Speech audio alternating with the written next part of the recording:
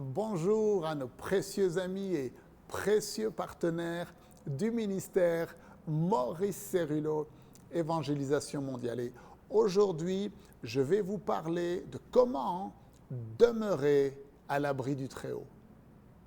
Nous avons la pleine victoire dans le nom qui nous a été donné, le nom qui est élevé au-dessus de tous les autres noms, le nom de Jésus-Christ.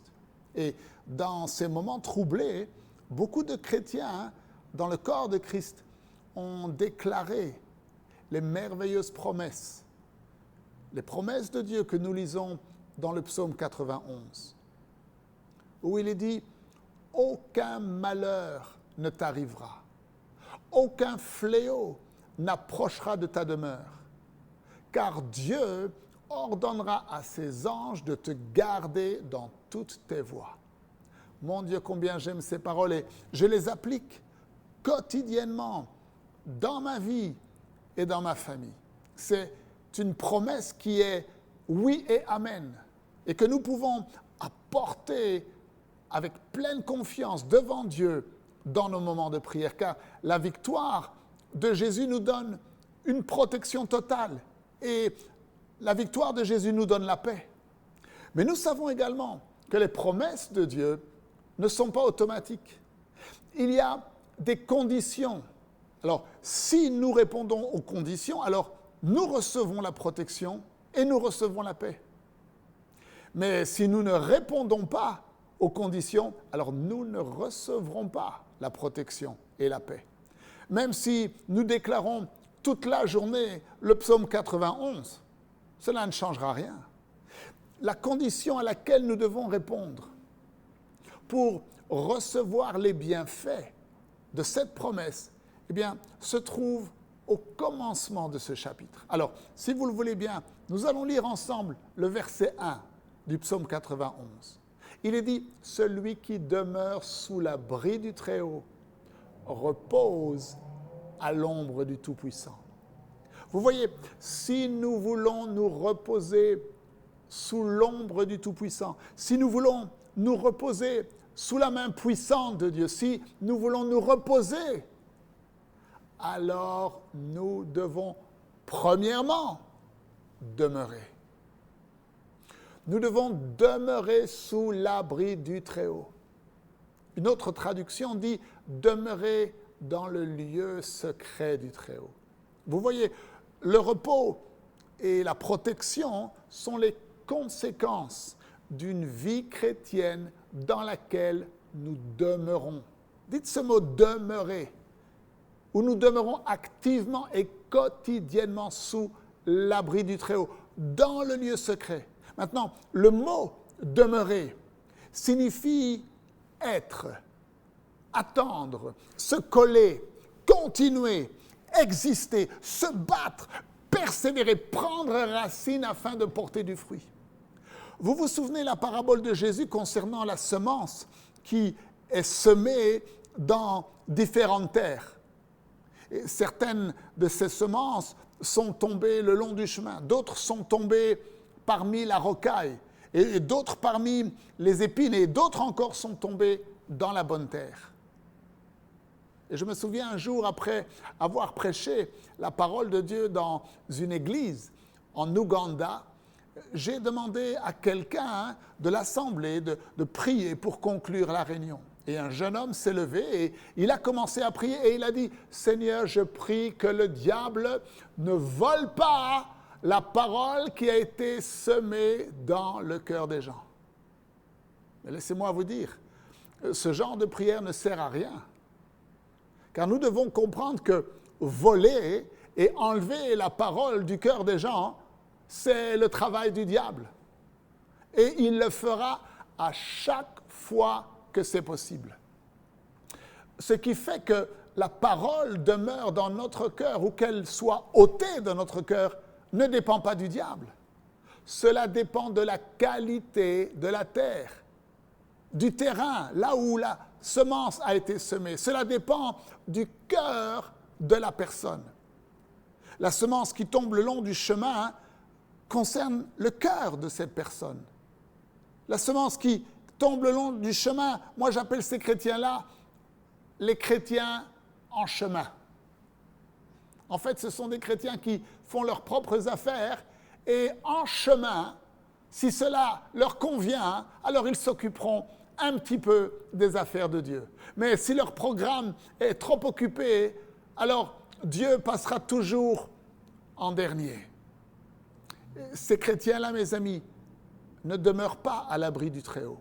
Et ils ne doivent pas s'attendre non plus à pouvoir reposer sous l'ombre du Tout-Puissant. Ils ne devraient pas s'attendre à ce que les promesses de Dieu s'accomplissent dans leur vie, à ce qu'aucun malheur ne les atteigne et qu'aucune plaie ne s'approche de leur maison. Ils ne devraient pas s'attendre à ce que Dieu donne des ordres à ses anges pour les protéger et pour les garder dans toute leur voie. Il y a des chrétiens qui organisent leur vie chrétienne et leur marche avec Dieu autour de leur propre programme. Mais si vous décidez de demeurer, véritablement demeurer, si vous décidez de demeurer dans le lieu secret, eh bien alors vous organiserez tout votre programme autour de Dieu. Et alors, comment est-ce que nous faisons pour demeurer dans les lieux secrets? Eh bien, il y a 3 clés. Premièrement, c'est à travers votre intimité quotidienne. Ésaïe 50, verset 4 nous dit que chaque matin, il éveille mon oreille pour que j'écoute comme écoutent les disciples. Et cela concerne le fait de demeurer quotidiennement dans sa présence à travers nos temps de prière. La deuxième clé, c'est le pain quotidien.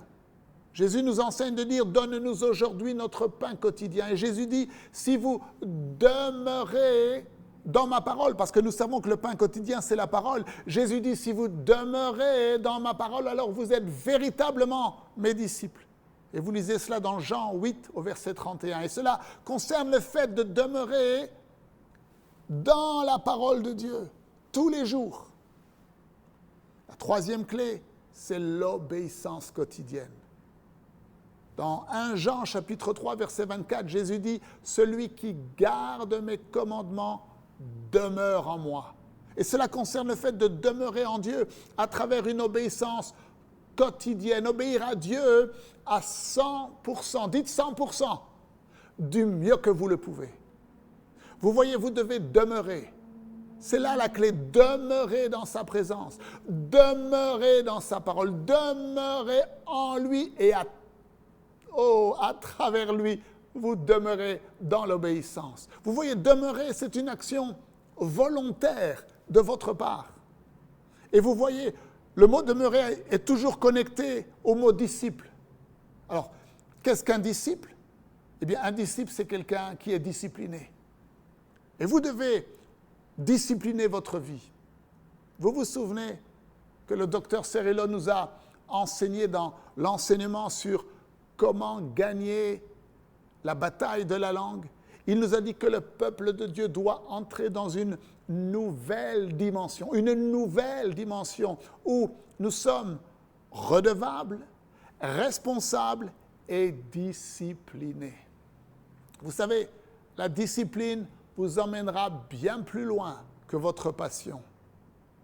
La discipline vous conduira jusqu'au bout du chemin, dans cet endroit glorieux où vous vous tiendrez un jour devant votre Seigneur et Sauveur et vous l'entendrez vous dire « Bien, bon et fidèle serviteur, entre dans la gloire et dans la joie de ton Maître. » S'il vous plaît, prions ensemble. Père, quel bonheur d'être assis à tes pieds aujourd'hui. Quelle joie d'être sous la couverture du ministère Maurice Cerullo. C'est une couverture qui nous apporte une nourriture équilibrée, des enseignements équilibrés. Et oui, Seigneur, nous voulons être le peuple de Dieu béni par les promesses qui se trouvent dans le psaume 91. Et nous comprenons que, premièrement, nous devons demeurer demeurer à l'abri du Très-Haut, demeurer dans les lieux secrets, à travers la prière, à travers la méditation de ta parole et à travers une obéissance à 100% à ta volonté. Père, aujourd'hui, nous prenons une décision de qualité, d'être un disciple, d'avoir de la discipline dans notre vie. Et Seigneur, je prie également pour mes frères et sœurs. Père, dans le nom de Jésus, je prie que tu mettes dans leur cœur cette force qui est nécessaire pour qu'ils disciplinent leurs pensées, qu'ils se concentrent sur ce qui est essentiel dans leur vie, et qu'ils ne soient pas distraits, qu'ils ne regardent ni à gauche ni à droite, mais Seigneur, qu'ils regardent à ce qui est précieux au cœur de Dieu. Et Père, nous prions pour le corps de Christ qui traverse ces temps difficiles. Donne-leur ta force et conduis-les dans ta sainte présence, Seigneur. Donne-leur une faim surnaturelle, renouvelée pour toi. Et Seigneur, que tu libères dans leur cœur un esprit de discipline pour obéir à Dieu à 100%. Et nous savons, Seigneur, que lorsque nous faisons cela, alors nous pouvons nous reposer à l'ombre de Dieu, le Dieu Tout-Puissant. Nous savons que cette protection et que cette paix est pour nous et pour notre famille. Seigneur, nous disons oui et amen à tes promesses et nous te donnons à toi et à toi seul toute la gloire. Roi des rois, Seigneur des seigneurs, éternel. Et le peuple de Dieu dit amen. Il est temps maintenant de donner pour l'œuvre du Seigneur. Si ces exhortations vous font du bien et vous nourrissent, alors semez aujourd'hui votre action de grâce qui est en fait une déclaration à Dieu où vous lui dites « Père, j'aime tellement ta parole et je te le prouve en te donnant cette offrande, cette action de grâce. » Alors, vous pouvez donner sur les différentes plateformes sur lesquelles vous nous suivez, ou vous pouvez également aller sur le site internet mcwe.fr.